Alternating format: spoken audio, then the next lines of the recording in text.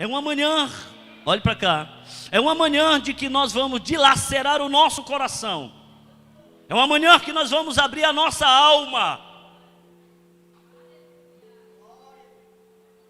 para dizer, pastor Gesiel, permita-me, em alguns momentos estender a mão da comunhão e sem confessar o pecado na sua inteireza, mas dizer, perdoe meu irmão. É uma manhã de nós estendermos a mão na solicitação de perdão, porque o diabo em alguns momentos sugeriu na nossa consciência que aquela pessoa que nós olhamos não é digna de estar aqui. Por que que é ela que está aqui? Por que que é ela que faz isso aqui? Estas sugestões não vieram de Deus, foram sugestões do diabo para romper a comunhão entre os santos. Então nesta manhã nós vamos dizer para o Senhor Jesus, pode lavar os nossos pensamentos, porque queremos olhar a todos sem qualquer aspecto discriminatório, queremos olhar a todos como iguais. Não queremos tecer nenhum juízo temerário e prejudicial.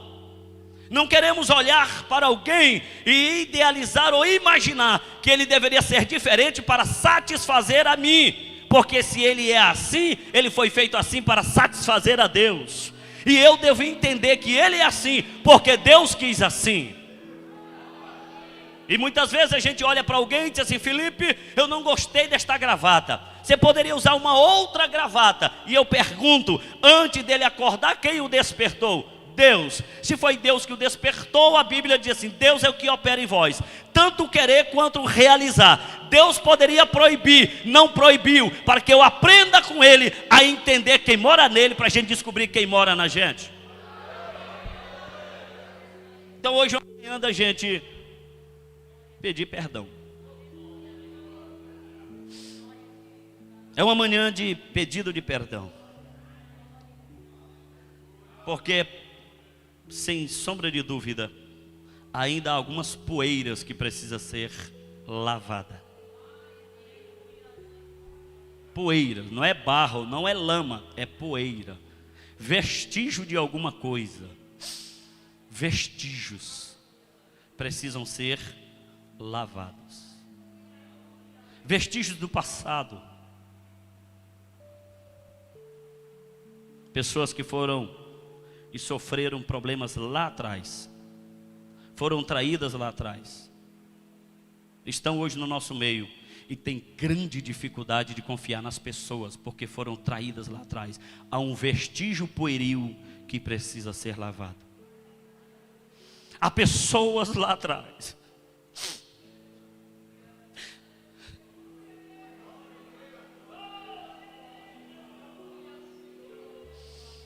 que foram tratadas de forma leviana,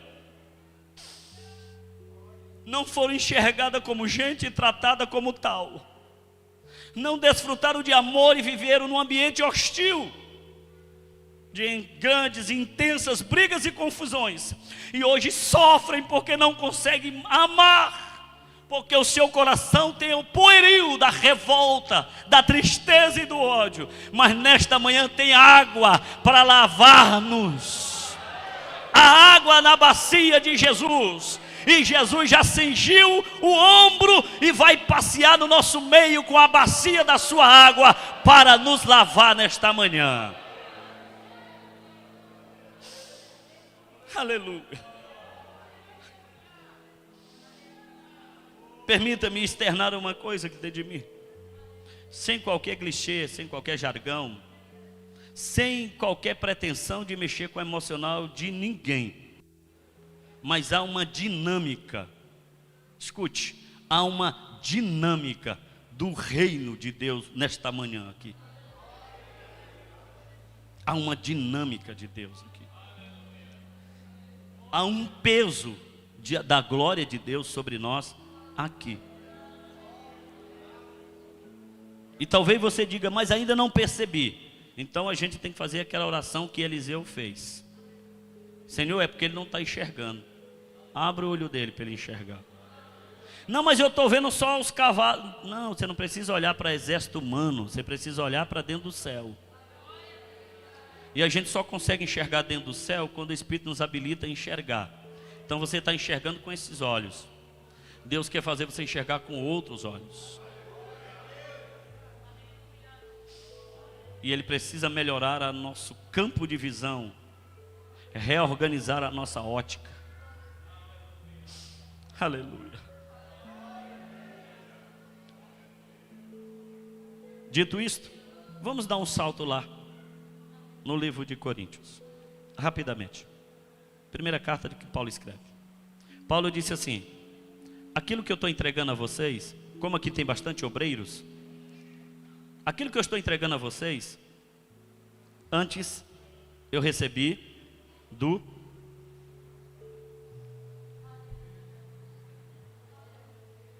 Aquilo que eu estou entregando é porque eu recebi do... Não é aquilo que eu idealizei, não é aquilo que eu construí, não é aquilo que eu processei, não é aquilo que eu inventei, não é aquilo que eu pesquisei, não, foi aquilo que eu recebi do Senhor. A igreja de Deus só come a comida feita na padaria de Deus. A igreja de Deus sabe selecionar o seu cardápio. A igreja de Deus, ela não aceita comida enlatada, muito menos comida industrializada. A igreja de Deus gosta de comida fresquinha, que os temperos ainda estão no paladar. Aquela que a gente coloca a refeição na boca e você consegue distinguir todos os temperos que tem lá dentro. No salutar da tua língua você perceber que foi uma comida novinha. E ontem à noite, quando fomos o jantar, eu percebi que a esposa do pastor Gesiel, ela disse assim: não tem coisa melhor, aleluia, do que comer um arroz fresquinho. E eu fiquei olhando para ela, e ela encheu a colher de arroz branco e colocou na boca, e falou: arroz novo, feito na hora, tem um sabor diferente. O apóstolo Paulo está dizendo exatamente isso no versículo 23. Ele está dizendo: nós vamos dar comida para a igreja, nós vamos dar comida para o povo, mas não é uma comida que eu preparei na minha cozinha, não é a comida processada no meu forno, é uma comida já feita nas mãos de Cristo, entregue a mim para que eu sirva a igreja. O apóstolo Paulo diz: aquilo que eu recebi, aquilo que eu dou. Talvez o apóstolo Pedro, como bom pescador que foi, mesmo tendo pescado grandes coisas e peixes de alto valor nutricional, Pedro nunca tinha comido um peixe daquele na ressurreição de Jesus. Em que a Bíblia diz que Jesus chega na beira da praia e grita para ele: ei, tem peixe para comer? E os discípulos lá no barquinho disseram assim: não, nós não pegamos peixe. Jesus disse assim: então volta, porque na praia já tem peixe frito para nós comer. E alguém disse assim: mas quem fez? Jesus fez um peixe para nós comer. Não existe melhor comida do que aquela que passa na mão de Jesus. É por isso que João capítulo 6, escute isso aqui. João capítulo 6, Jesus disse assim para os seus discípulos: está vendo o povo? Estou, dai de comer ao povo. Alguém levantou e disse assim: não tem como dar de comer. Por quê? Não tem comida suficiente, a cidade está distante e não tem o viés para comprar o alimento. Mas sempre quando estamos com Jesus, Jesus vai conservar alguém que descobre talentos. Jesus tem algumas peças no nosso meio só para descobrir talento. Ele não prega, ele não canta, ele não está no púlpito, ele não faz, não, ele não é notado. Jesus tem gente no nosso meio que ele não é notado, porque ele é apenas descobridor de talento. E a Bíblia diz que tinha um moço que andava com Jesus e o seu nome era André, o irmão do Pedro, que não sabia pregar, não sabia fazer nada, só descobria talento. E aí quando os discípulos disseram assim: não tem pão, Filipe disse assim: então eu já fiz uma matemática aqui, 200 denários não é suficiente. O André encosta em Jesus e diz assim: eu descobri um menino que está aqui no nosso meio, e eu pedi emprestado o lanchinho dele. Se o senhor aceitar, ele diz que para o Senhor ele empresta os pãezinhos que ele trouxe. Mas se for para o Senhor, ele não entrega para Pedro, ele não entrega para João, ele não, é só para o Senhor. O senhor aceita? Jesus olha para André e fala assim: dá-me aqui esses pães. Olha o que a Bíblia diz. Diz que Jesus recebe os pães do menino na mão, dá graça. Jesus agradece o Pai, e a Bíblia diz assim, e Jesus partiu e chamou os discípulos assim, agora vai e dar de comer ao povo. Olhe para cá para você poder entender. Os discípulos caminham a Jesus, e quando chega perto de Jesus, olhe para cá, Jesus está com o pão na mão e olhando por discípulo. O que você quer? Pão para dar para o povo. Cadê a cesta? Está aqui. Jesus pega o pão na mão e começa a cortar e dando, botando na cesta. E os discípulos ficam olhando para Jesus. Diz assim, tem alguma coisa errada, tem alguma coisa estranha. Por quê? Porque quanto mais ele corta o pão e dá para nós, o pão está multiplicando na mão dele. Como é que pode? O pão não acaba. Ele quebrando o pão e o pão crescendo, ele cortando e o pão crescendo. E os discípulos levando o pão, dando para o povo comer. O discípulo voltava com a bandeja assim, acabou, eu quero mais. Ei, nós precisamos dar de comer para a igreja, mas a gente precisa buscar o pão na mão de Jesus, senão a igreja não come. A igreja gosta de pão, mas o pão que sai da mão de Jesus. Nesta manhã nós vamos celebrar o verdadeiro pão. Aleluia! Oh, vontade de pular e de gritar aqui. Um desejo enorme de dar uns gritos e de virar menino, de dar cambalhota na presença de Deus. Como eu gostaria de ser um menino nesta hora. Mas já sou um pastor, e alguém vai dizer assim, não é legal, não é bem visto um pastor, mas eu gostaria de ser aqueles meninos lá de Mateus 20, que a Bíblia diz que Jesus fazia milagre, e os meninos corriam no templo, e alguém dizia assim, ei, olha esses meninos fazendo barulho aí, olha, o que esses meninos estão gritando? Hosana, Hosana, Jesus está fazendo milagre e os meninos correndo. Mas aonde tem menino louvando a Deus, sempre haverá um religioso para incriminar as crianças. Mas nesta manhã, todos nós estamos aqui no único e suficiente propósito de bendizer aquele que é o pão da vida.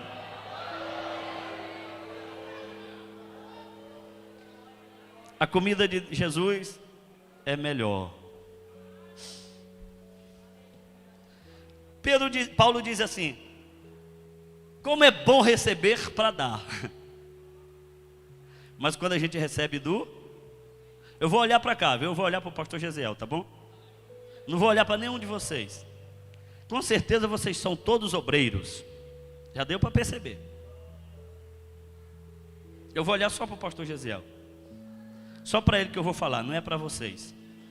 Nas vossas congregações onde vocês estão, como dirigente, como auxiliares, não aceite dar comida para ninguém, sem antes buscar na mão do Senhor.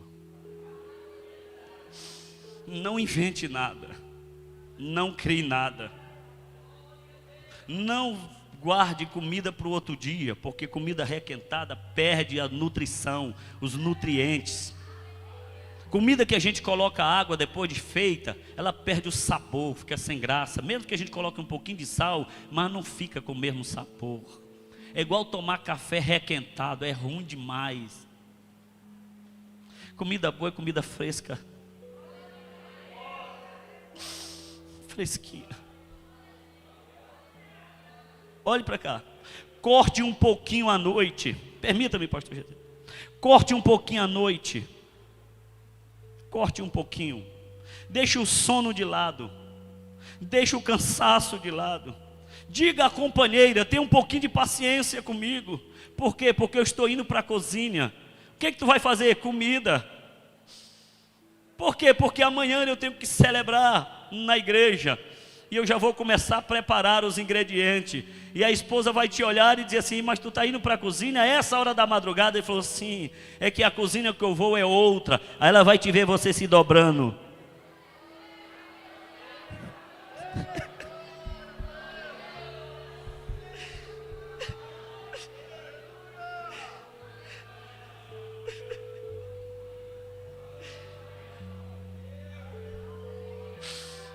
Desça na cozinha de Jesus.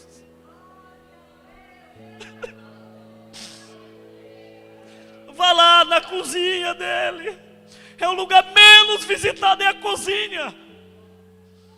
É quente, tem odor acumula tanta coisa, mas é lá que está o preparo. Descer no joelho às vezes é cansativo, sofrível, dolorido, mas desça na cozinha, porque lá na cozinha você vai aprender a preparar alimento. E não só isso, você não apenas preparará alimento, mas você será alimentado. Seremos alimentados.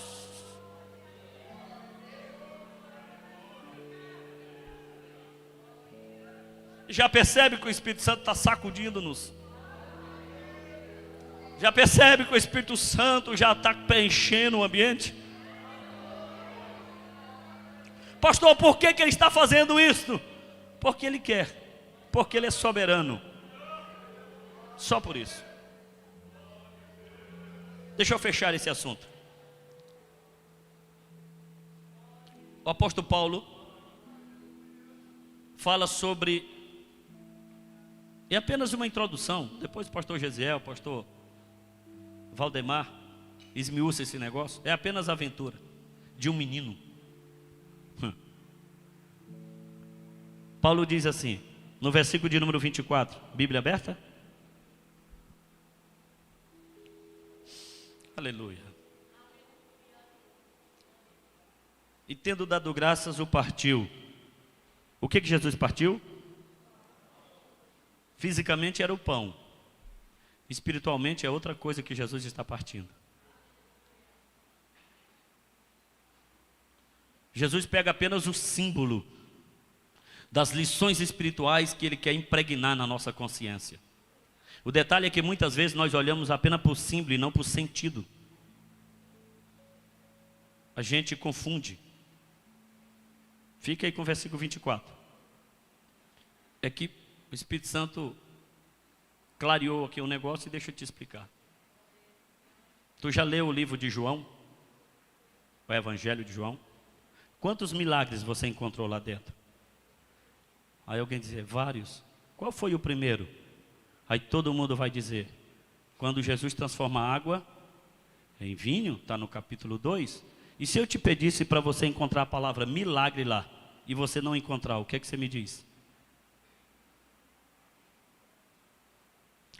Porque no capítulo 2, João escreve assim, assim, Jesus principiou os seus sinais. Não é milagre. Porque lá no capítulo 20, o verso 30, João diz assim, Jesus operou muitos sinais na presença dos seus discípulos. Porém, eu registro aqui, somente os que são suficientes para vocês crerem, que Jesus é o Filho de Deus, e crendo nele vocês tenham a vida eterna. O que João está dizendo que Jesus fazia? Sinal. A palavra sinal, olhe para cá para você entender o que é a ceia. A palavra sinal, no grego é semeion, e semeion é aquilo que projeta para algo maior. Então Jesus fazia uma demonstração para que a gente enxergasse algo maior do que aquilo que ele estava fazendo. Então quando Jesus parte o pão, Jesus está partindo um sinal para mostrar algo maior. Você não anda pela rua? Não tem os semáforos? Quando você chega num semáforo e está vermelho, aquele sinal vermelho está te mostrando algo maior do que você parar. Aí você diz assim, o que pode ser? Inclusive a sua morte se você avançar ele, porque está vermelho. É um sinal dizendo pare, porque tem algo maior do outro lado. Ou seja, há uma via aberta para outros passar, e não dá para passar você e outros. Tem que alguém parar para dar passagem para o outro. Então Jesus está fazendo sinais para a gente entender algo grande. No versículo 24 de 1 Coríntios, Jesus partiu o pão e diz assim, este é o meu corpo, que é entregue por quem? Por todos nós. E que façam isto em memória de quem? Dele. Agora escute, o que eu recebi de Deus que eu devo guardar e compartilhar com os outros? O que eu recebi de Jesus na ceia e que deve estar na minha memória e que eu preciso compartilhar com o outro? Alguém diz assim, o corpo dele. E como é que a gente compartilha o corpo dele? Não, então não é o corpo. Então o que era aqui? é a obra que Jesus iria fazer na cruz. E Paulo escreve aos Romanos dizendo assim: Cristo morreu numa cruz para que pudéssemos alcançar a salvação, mas Cristo ressuscitou para que fôssemos justificados. Então Jesus está dizendo o seguinte: quando vocês forem partir, lembre-se do meu sacrifício. É esta a alimentação de vocês. É por isso que ele diz: comam todos dele, ou seja, nutrem a tua vida com aquilo que eu dei. O que Cristo deu para nós?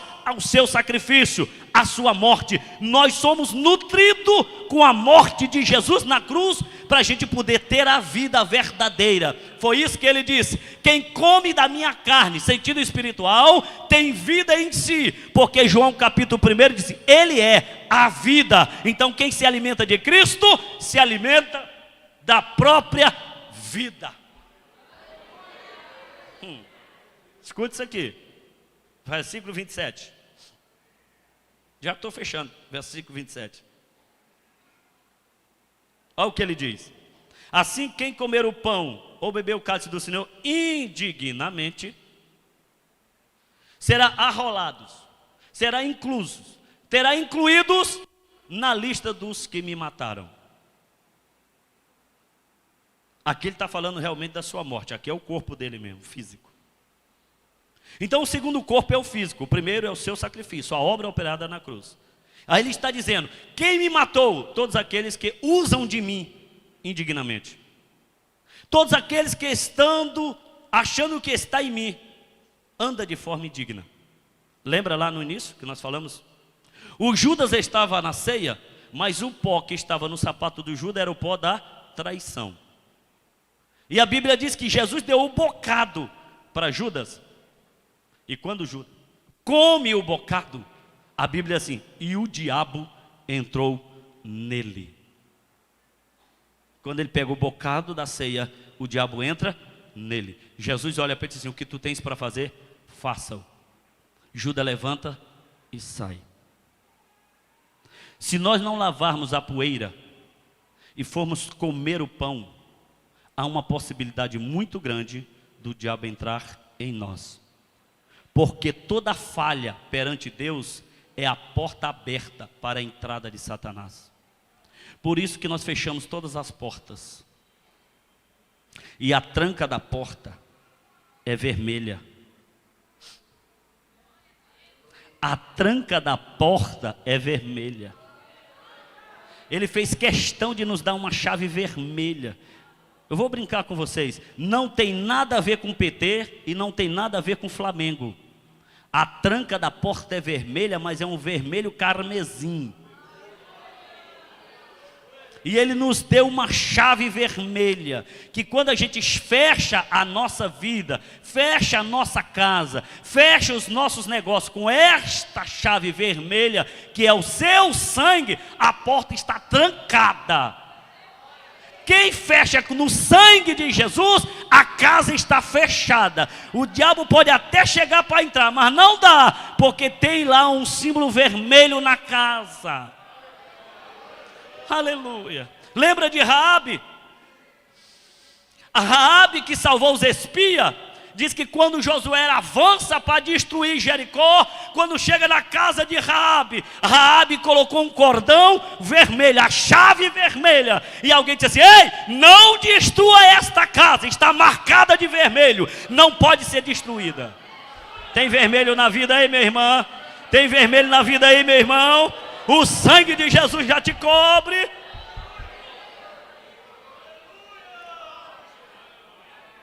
Ou vontade de comer esse assunto aqui, versículo por versículo. Último, para você poder entender esse negócio. Versículo 29. Leia aí para mim. Enquanto tu leia, eu molho a garganta. Quem tem aí o pulmão forte, com coragem.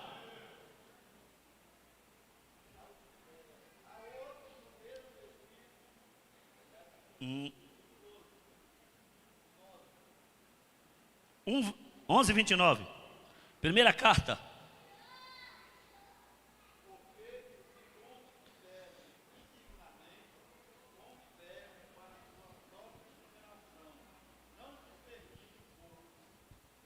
Eu posso, o senhor permite eu ir só ali do lado? Eles dizem que é falta de ética o pastor pular. Dizem que é falta de ética o pregador sair do púlpito. Mas eu estou pedindo autorização, só para mim aí do lado.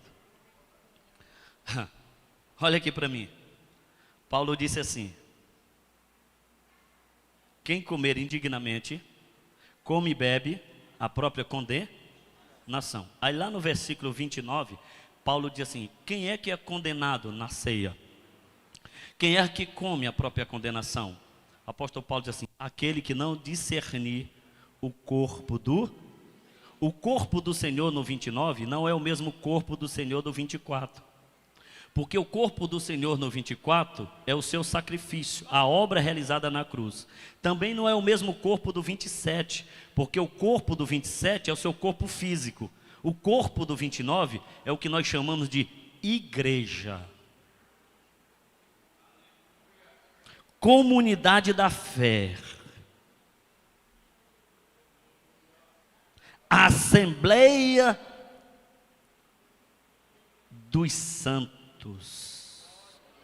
Aí o apóstolo Paulo diz assim: vocês vão se reunir para tomar a ceia? Aí nós gritamos: sim, estamos reunidos para tomar a ceia. Aí o apóstolo Paulo diz assim: então haja discernimento, senão vocês vão tomar condenação. E alguém pergunta: qual é o discernimento? Entenda o que é a igreja. Eu vou encostando para ficar bem pertinho. Entenda o que é a igreja, porque este irmão que está do teu lado, esta irmã que está do outro, faz parte do corpo. E se eu não entender quem está do meu lado, e eu achar egoisticamente que eu sou o participante, vou tomar indignamente a ceia do Senhor. Então nós somos convidados, convocados, estimulados a entender o irmão ao lado, porque na ceia não tem espaço para egoísta, egocêntrico, não tem espaço para o eu.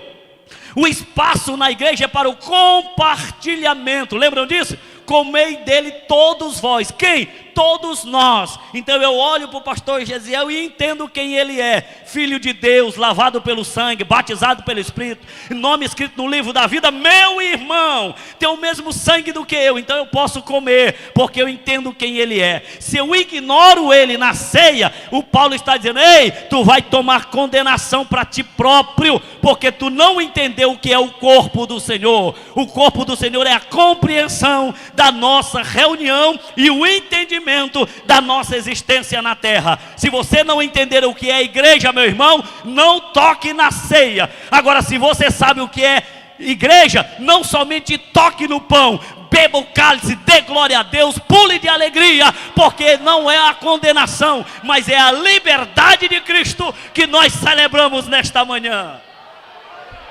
Fique em pé.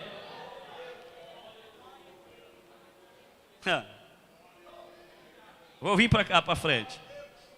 Deixa eu terminar esse negócio. Ou vontade de falar, irmão, até 1h da tarde.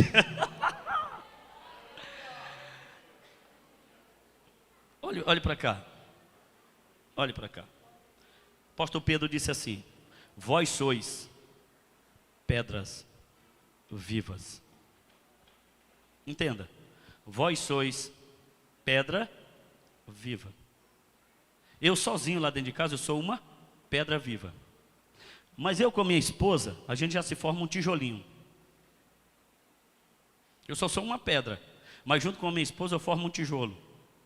Aí eu me reúno com essa banda aqui, abençoadíssima, a gente já forma uma parede. Mas quando a gente reúne todo mundo, aí a gente forma um edifício. Entendeu, né? Então tem alguns tijolos que eles não foram bem processados na olaria. Mas se ele não tiver na parede, fica um buraco. E a gente nota de longe que tem um buraco. O detalhe é que tem tijolo de todo tamanho, de todo formato. Uns feinhos, outros mais bonitinhos, um bem acabadinho, outro não tem um bem acabado. O grande detalhe é que toda a parede precisa de um revestimento. E nesse revestimento esconde todos os defeitos dos tijolos.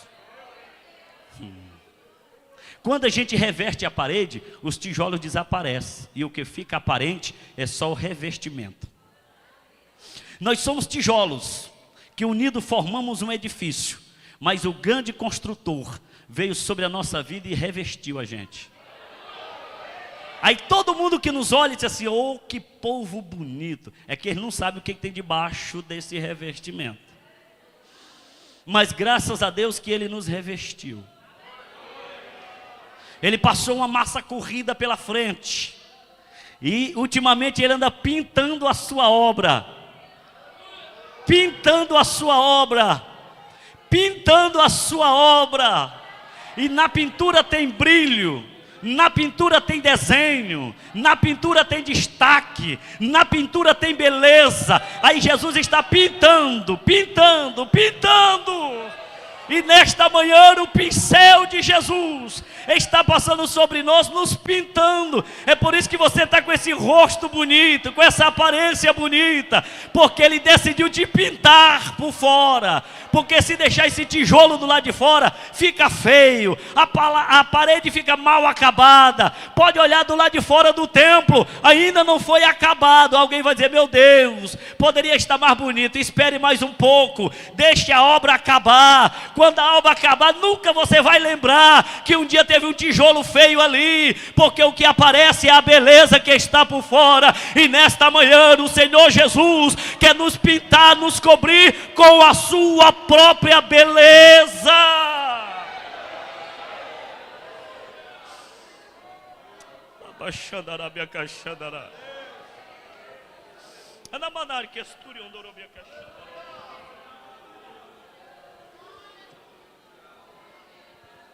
Escute, olhe para cá, para mim poder orar. Escute, não vou te chamar aqui à frente, mas eu gostaria que sinceramente você fizesse uma coisa. Não te convido para vir aqui, mas eu gostaria que você fizesse uma coisa.